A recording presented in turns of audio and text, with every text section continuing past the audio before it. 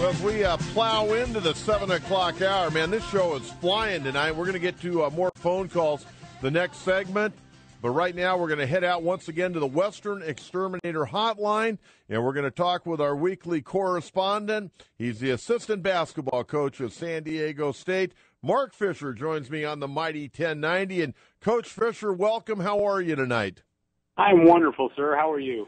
Doing very well. Now, you're packing for the big trip to Hawaii, and I know you and the wife are going to stay a few extra days. And so let me know this. Now, are you one of those guys that wears, the typical bathing suit, or are you one of those Speedo guys? Oh, Coach, you know me. Huh? I'm as basic as it gets. I have Nike everything, including the bathing suit. So there will be a break right at the knees, Coach. You don't have to worry about too much thigh from me. Yeah, but I figured a guy coming from the Midwest, maybe when you get out of town, you let your hair down a little bit. But then you said, I know you. I was thinking maybe you were wearing the same pair of breeches that you wore when you were in about those Hang 10 bathing suits. I did have those, Coach. You must have found some old photos in my mom's attic. Hey, let's talk. We got a couple of games to catch up with. Mark Fisher joining me on the Mighty 1090. Pretty good effort the other night, last Saturday against USD. USD came out, played very, very hard. You knew they would, a packed house, and you guys pretty much pulled away from them and, got an opportunity to play quite a few guys. Yeah, Coach tells them before every game, you're not going to score a 20-point basket to start the game. You have to methodically build a lead and sustain it. And they were really good, Coach, like you said. I think it was 18-16 them with about halfway through the first half. But we had a good defensive scheme. Chase Tapley was fantastic on Johnny D. He chased him around every screen, didn't let him have a breath. And Johnny D is a great player, and he had more air balls than points in the first half. And offensively, we're getting better. We're more efficient, turning the ball over less, and we're really running well on misses and turnovers. It was a good effort, and like you said, always good to be able to play a lot of guys and get guys more experience and more minutes. And then last night you took on Point Loma Nazarene. You won that ball game 76-49. I realize that Jamal Franklin did not play in this ball game. We'll get to him in a minute. Also, the reserve point guard, LeBradford Franklin's left the ball club, and we can touch on that a little bit. But regardless of those two guys not being a part of it last night and Jamal Franklin being a preseason All-American, you guys are only up by 5 points at halftime. What was said in the locker room? Because hopefully the boys weren't looking ahead to Hawaii too early.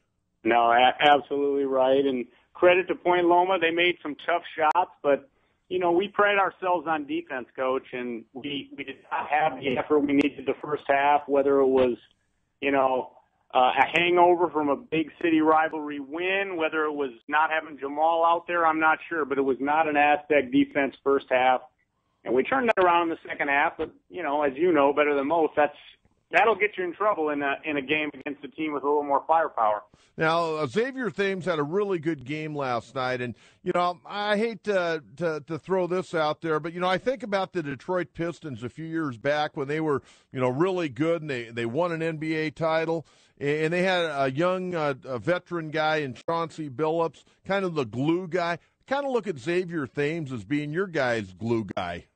Yeah, that's one of my favorite teams ever, Coach. I'm a Michigan guy, and I love that 04 Pistons team that didn't have any, quote, superstars but won a championship. And Billups was the leader. He was the tough guy, and he made all the big shots. And, I think that's fair to an extent with Xavier. He's obviously not the first or even the second option offensively, but we do run a ton of ball screens for him. We put the ball in his hands to make decisions, and he's certainly not afraid to take and make big shots. I would think Chase Tapley's starting to really feel it, and I know he had some bumps and bruises early in the year, and he missed some time, but seems like he's starting to really get into game shape and really starting to shoot the heck out of the basketball.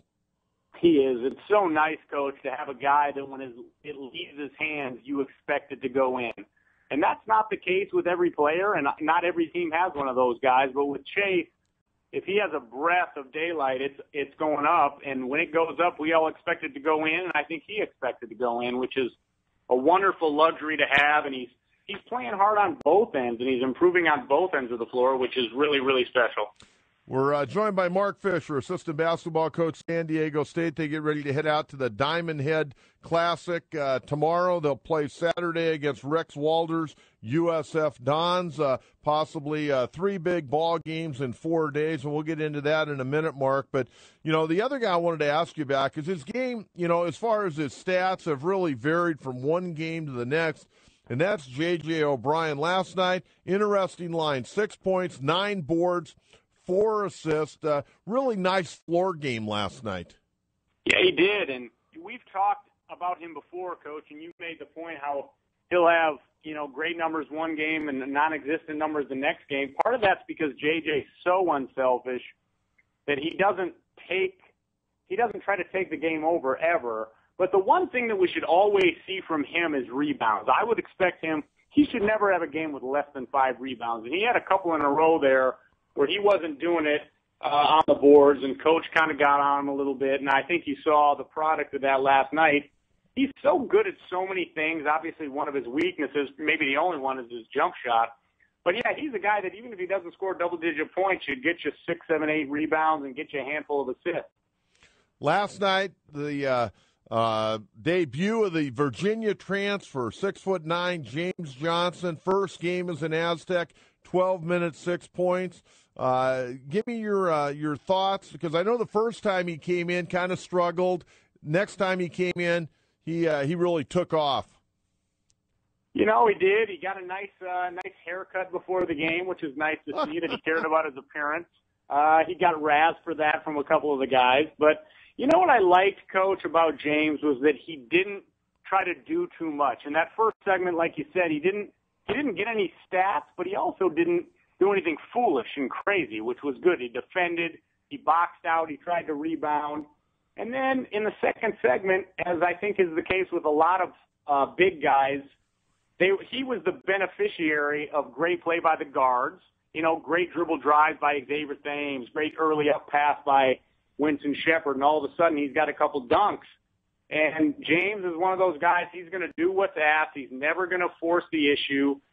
We ran a little something to throw it into him to have a back down in the post play. He missed a very nice right-hand jump hook. He's somebody that's going to help us, but I think it's going to take a little time for him to get his sea legs, Coach. Mark Fisher joining us on the Mighty 1090. Well, he'll probably get an opportunity. You guys are going to have some bodies if you're playing 3 games in 4 days over in the island. Now, last night, your All-American guard, Jamal Franklin, sat out the game with a bad back, and I read your dad's comments in the paper today saying if it was a conference game, he'd have probably given it a go. But is that something that's been acting up from time to time, and is it something you're concerned about on this trip, especially on that long flight to Hawaii? Yeah, I think it started in his hamstring, Coach, and I think it worked his way to his lower back. And backs are a touchy issue. I think it's good that he was able to take a little bit of a breather the last couple of days. He didn't do a ton today. I'm worried about him in Vegas, Coach, mostly because, as you said, it's 3 games in 4 days. You don't get the normal recovery time. Jamal's one of the toughest competitors I've ever been around, and I think he'll will himself to play in all 3 games. Now, how his back feels by the second and third game will remain to be seen, but he'll be out there. You can count on that. And the other Franklin, Bradford Franklin, dealing with some family issues, taking a few days off, not going to accompany the team to Hawaii, but you guys expect him back right after the holidays, correct? Yeah, Bradford is, can take as much time as he needs to deal with with the stuff that he's going through, and we will embrace him back with open arms when he is ready, but that'll be his decision.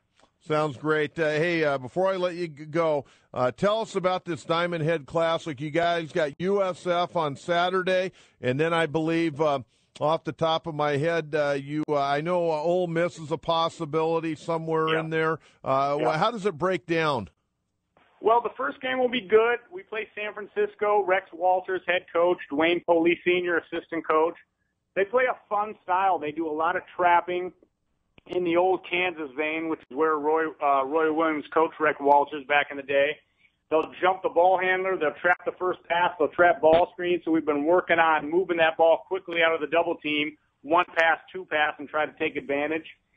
We'll play, if we win, we would play the winner of Ole Miss, who's been very good. I believe they only have 1 loss, and Indiana State. And then in the other half of the bracket, you got the Miami Hurricanes, who look terrific right now, with Duran Scott back, and the mighty Arizona Wildcats. So it's a pretty darn good field, Coach. We're going to have to bring our A game. I would think so. I saw Arizona won again last night. They're like 9-0.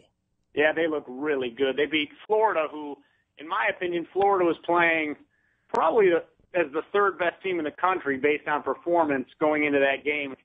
For Arizona to get that win was very impressive. Well, if you guys can beat USF, maybe you'll play Indiana State if they can beat Ole Miss, because I don't think Indiana State's going to have Larry Bird in the lineup that night. That's true. If he was back, even at his age with his current health conditions, I don't think I'd want to draw the Sycamores. But without him, I think our chances would be a little better. Well, hey, go get packed. You and the wife have a great time. But, hey, it's all basketball for the first 4 days. You got it, Coach. I promise that you will not see me at the pool or with a Mai Tai in my hand. It's all hoops, baby. Hey, Merry Christmas. You too, Coach.